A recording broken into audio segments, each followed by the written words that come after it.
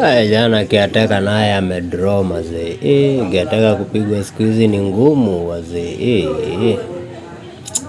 Noma jo. Watu wangu leo tusidwele sana on football or whatever.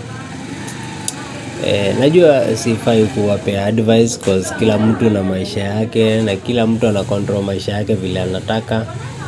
But vitu tatu mazejo, usiwahi tumia hizo vitu tatu kumoko watu. Kitu ya kwanza, watoto.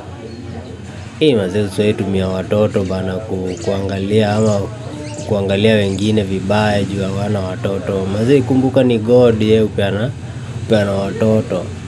Ama wewe uko na watoto wako fiti, wewe una look down on wengine ati juu wako na watoto maybe wako physically challenged in a way. Sasa wewe unaona wewe ndio umezaa watoto wa fiti. Mazee usiwahi fanya kitu kama hiyo.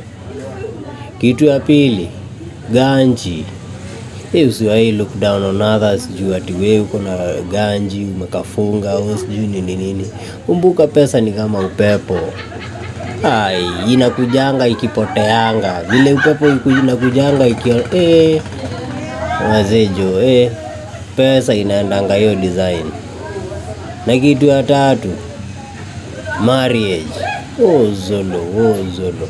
Watu wangu usiwahi ati kuwa wewe uko kwa marriage ina work, ukaona msee mwingine ako kwa marriage haiwork kama yake iliisha, ati wewe una look down on her or him. Mazee ni bulanda. Ujue hiyo yako inafanya kazi, kesho yake inaweza kuwa haifanyi. Alafu utasema nini? Mazejo.